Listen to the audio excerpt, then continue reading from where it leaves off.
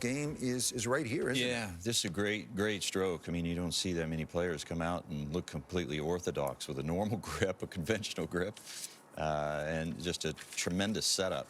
One of the things I love about his stroke is, well, first of all, the tempo of it. You know, it's upbeat, and it looks like it's got a little pop to it.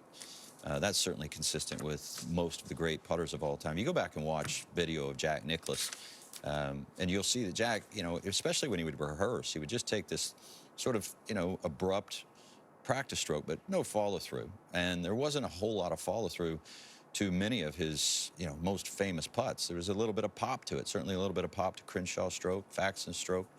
And it, you know, it elevates. It's got a beautiful arc. You know, you just literally you couldn't find anything wrong with his putting stroke. It's about as good as it gets. In 2021, he was in the top 10 in strokes gained putting.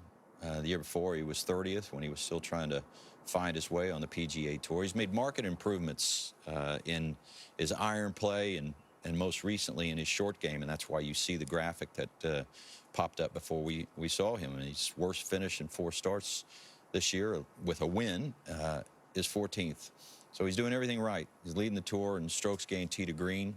I think that's a compliment to his improved short game because that's included in that statistic. So certainly a player to look at with a lot of fanfare going forward. Yeah, expect to see him contending at the Players, begin championship season in March, and then right through the majors. And you also would likely see him, if not on the team, then certainly in the mix for the President's Cup in Charlotte later in the year. Yeah, you know, I mean, it's great to see a player come out with power and finesse and poise. You know, these are, you think about how many really good players come out of college, and you look at them and you think, my goodness, you know, I mean, 30, 40, 50 of these guys could make their way to the tour, but it just doesn't work out that way. You know, 1, 2, 3 at most make their way to the tour, and